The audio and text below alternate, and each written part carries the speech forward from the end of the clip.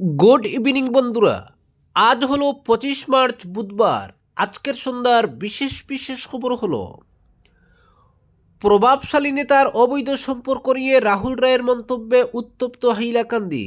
হাইলাকান্দির কংগ্রেস প্রার্থী রাহুল রায়ের এক মন্তব্য নিয়ে তীব্র রাজনৈতিক বিতর্কের সৃষ্টি হয়েছে। জেলা কংগ্রেস কার্যালয়ে আয়োজিত সাংবাদিক বৈঠকে রাহুল রায়ের একাধিক মন্তব্য ঘিরে রাজনৈতিক মহল উত্তপ্ত হয়ে উঠেছে। এই সাংবাদিক বৈঠকে রাহুল রায় ঘুষ পদবীর এক রহস্যময়ী মহিলার প্রসঙ্গ তুলে অভিযোগ করেন ওই মহিলার সঙ্গে বরাক উপত্যকার এক প্রভাবশালী নেতার অবৈধ সম্পর্ক রয়েছে। ওই মহিলা গুয়াহাটির এক চিকিৎসকের স্ত্রী বলেও দাবি করেন তিনি। তবে রাহুল এই অভিযোগের পক্ষে কোনো প্রমাণ উপস্থাপন করেননি, যা নিয়ে রাজনৈতিক মহলে নানা প্রশ্ন উঠতে শুরু করেছে। পরিস্থিতি আরও জটিল হয়ে ওঠে যখন রাহুল রায় হুঁশিয়ারির সুরে বলেন, সংশ্লিষ্ট ব্যক্তি সীমা অতিক্রম করলে তিনি পুরো বিষয়টি প্রকাশ্যে আনবেন। তার এই মন্তব্যকে অনেকেই রাজনৈতিক ভীতি প্রদর্শন বা ব্ল্যাকমেইলের ইঙ্গিত হিসেবে দেখছেন। এদিকে বিজেপি মহিলা মোর্চার প্রাক্তন সভানেত্রী অনামিকা আচার্য তীব্র প্রতিক্রিয়া জানিয়ে অভিযোগ করেন, কংগ্রেস ভবনে অনুষ্ঠিত ওই সাংবাদিক সম্মেলনে রাহুল রায় একজন মহিলাকে ব্ল্যাকমেইল করার চেষ্টা করেছেন। তিনি বলেন, এটি গৌরব গগৈ নেতৃত্বাধীন কংগ্রেসের আসল চিত্র। আমরা কংগ্রেস দল ও রাহুল রায়ের এই আচরণের তীব্র নিন্দা জানাই।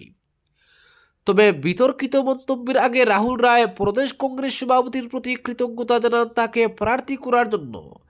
তিনি দাবি করেন তিনি নিজের পরিচয়ে প্রতিষ্ঠিত এবং তার সম্পদের উৎস তার নিজস্ব ব্যবসা, যা তিনি মাত্র 18 বছর বয়সে শুরু করেছিলেন। তিনি আরও বলেন, তার বাবা দীর্ঘদিন আবগারি ও রাজস্ব মন্ত্রী থাকলেও তিনি কখনো সেই পদমর্যাদার সুবিধা নেননি।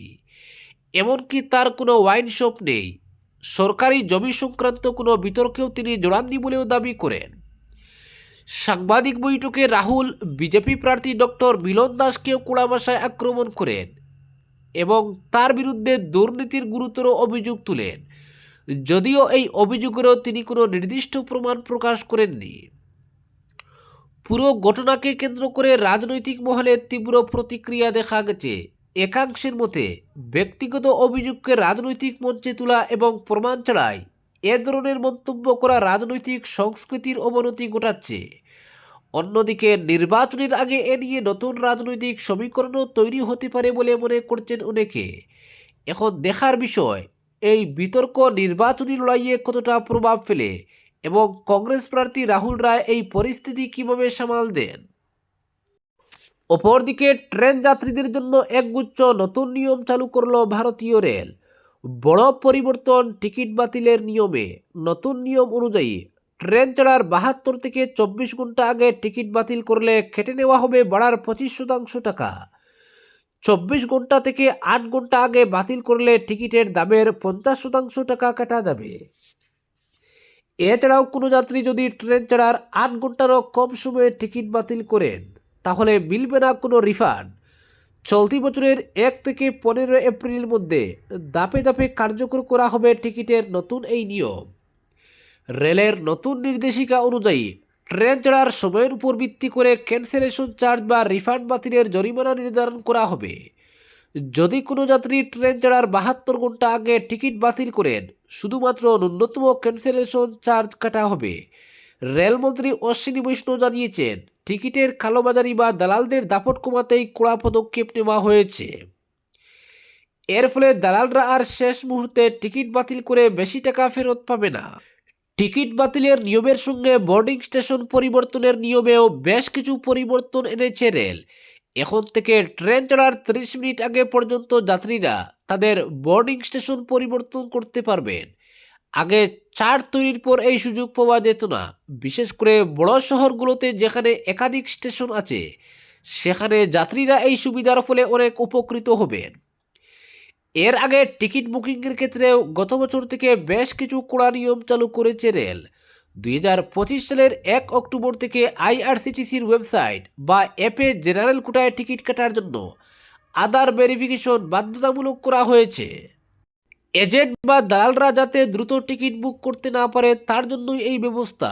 এছাড়াও 2025 সালের 1 জুলাই থেকে তৎকাল টিকিটের ক্ষেত্রেও আধার যাচাই বাধ্যতামূলক করা হয়েছিল, যার ফলে রেলের অফিসিয়াল প্ল্যাটফর্ম ছাড়া অন্য কোথাও থেকে এখন আর তৎকাল টিকিট কাটা যাচ্ছে না।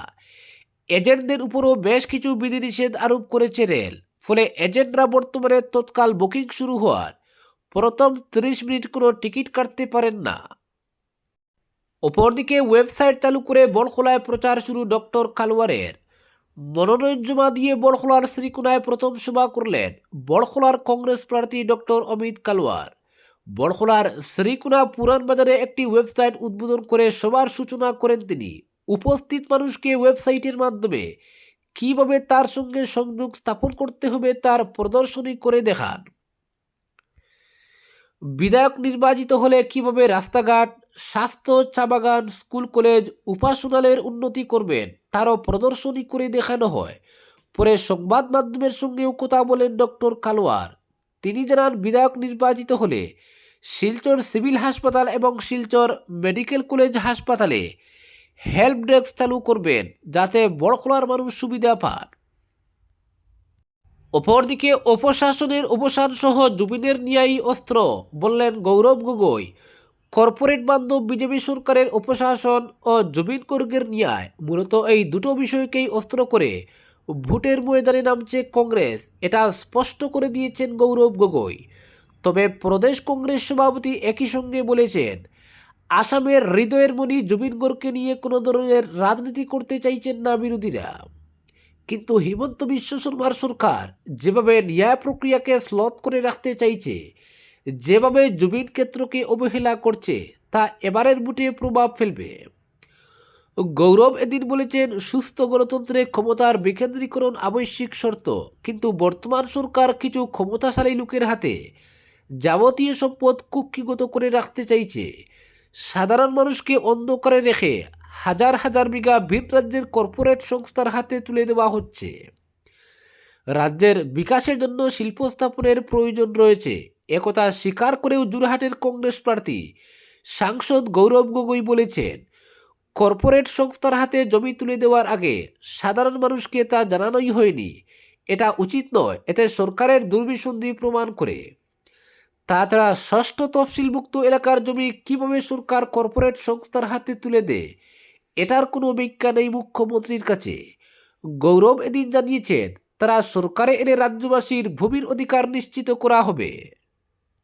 অপরদিকে বারুণী মেলা নিয়ে রাজনীতি, অমর চাঁদের মন্তব্যে তীব্র ক্ষোভ কমিটির।